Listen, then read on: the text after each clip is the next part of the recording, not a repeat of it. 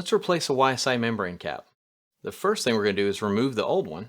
So I'm going to hold the sensor here at the base to make sure it doesn't spin while we try to remove the cap. That's coming off. And then we're going to set that old one aside. We'll discard that later. We are then going to take our sanding disc and we're going to remove any black fouling that may be present on the tip. This one doesn't have any. It's pretty clean, but we're going to do it anyway. We're just going to go around that. And this can be wet or dry. It won't hurt it either way. It's wet sanding paper, 400 grit. Once we've got all the black removed from the tip of that gold electrode, then we are going to immerse it in some distilled or deionized water. Doesn't really matter which one. We'll shake that, swirl it to get all that sanding grit hopefully off of there. And then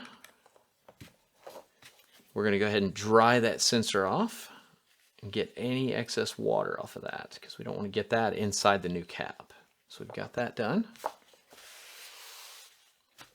Then we're going to take our new cap and we're going to try to never touch the actual clear membrane.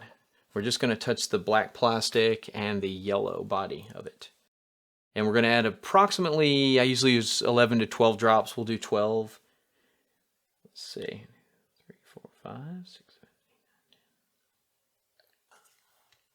Now that we've got our membrane cap filled with the electrolyte solution, we're going to tap on the sides a few times, dislodge any air bubbles that may be in there.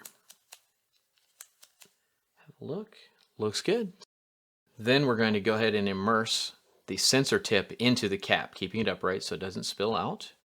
Some excess is going to flow out. That's totally normal. I'm keeping upward pressure, and I'm going to rotate at the same time, but not too much side lateral pressure, just enough to rotate that on. We don't want to actually push on the sensor and actually damage it or snap it off. So once that rotates up gently to the top where it stops moving, it's all the way threaded on. I'm just going to give it one more little bump to make sure it doesn't leak out. And that is pretty much it for this stage. The next thing you would do, hook it up to your YSI handset, power on the handset, and let it sit for about 15 minutes to stabilize, and then you can commence calibration.